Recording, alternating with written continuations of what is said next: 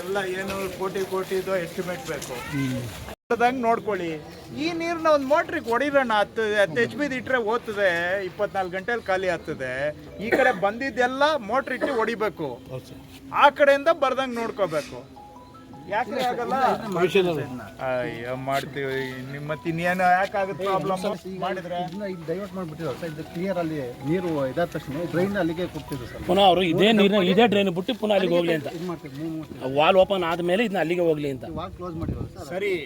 ಈಗ ನೋಡಿ, 2 ಸಮಸ್ಯೆ. ಒಂದು, ಒಳೆ ನೀರು ವಾಪಸ್ ಬರಬಾರ್ದು. ಒಳೆ ನೀರು ವಾಪಸ್ ಬಂದ್ರೆ ಅದಕ್ಕೆ ಯಾರು ಅಡ್ಡ ನಿಲ್ಲಕ್ಕಾಗಲ್ಲ. ಒಳೆ ನೀರನ್ನ ವಾಪಸ್ ಬರೋದನ್ನ ಸಿಂಪಲ್ ಆಗಿ ಒಂದು ಗೇಟಕ್ಕೆ ಬಂದ್ ಮಾಡಿ. ಆವಾಗ ಏನಾಗುತ್ತೆ, ಇಲ್ಲಿಂದ ನೀರು ಬಂದು ಇಲ್ಲಿ ಕೂಡ್ಕೋತದೆ, ಇಲ್ಲಿ ಮಳೆ ನೀರು ಬರ್ತದೆ, ಪ್ಲಸ್ ಮನೆಗಳ ನೀರು ಬರ್ತದೆ. ಆಯ್ತಾ? ಅದಕ್ಕೊಂದು 10 HP ಇಲ್ಲ 10 HP ಬಿಟ್ರೆ ಈ ಕಡೆಯಿಂದ ಎತ್ತಿ ಎಲ್ಲಿ ಗೋಡೆ ಹಾಕಿರ್ತೀರಿ ಆ ಕಡೆ ಹೊಡೆದ್ರೆ ಅದ್ರ ಪಡಗೋದು ಹೋಗ್ತದಪ್ಪ. ಇಷ್ಟು ನಾನು ಆವಾಗಿಂದ ಹೇಳಿದ್ದನ್ನೇ 10 ಬಾರಿ ಹೇಳ್ತಾ ಇದ್ದೀನಿ. ಮಾಡಿದ್ರೆ ಪ್ರಾಬ್ಲಮ್ ಯಾಕಿದೆ? ಫ್ಲಡ್ಡಿಂಗ್ ಆಗಬಾರ್ದು, ಮನೆಗೆ ನೀರು ನುಗ್ಗಬಾರ್ದು.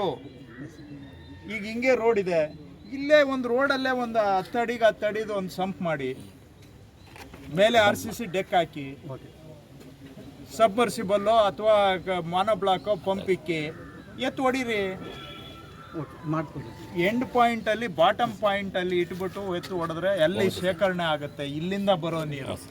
ಇದನ್ನ ಮಾತ್ರ ಎತ್ತು ಹೊಡೆಯೋಂಗಿರ್ಬೇಕು. ಒಳ್ಳೆ ನೀರು ಕಮ್ಮಿ ಆಗಿದ್ಮೇಲೆ ಗೋಡೆ ತೆಗೆದಾಕಿ ಹೋಗ್ತದೆ ವಾಪಸ್ ಮಾಮೂಲಿ. ಸಿಂಪಲ್. ರಾಜಕಾಲುವೆಗಿಂತ ಕೆಳಗಡೆ ಮನೆಗಳು ಇರ್ತವೆ, ಆ ಮನೆಗಳ ಫ್ಲಡ್ಡಿಂಗ್ ಇಲ್ಲಿ ಸೌಕರ್ಯ ಪರವಾಗಿಲ್ಲ.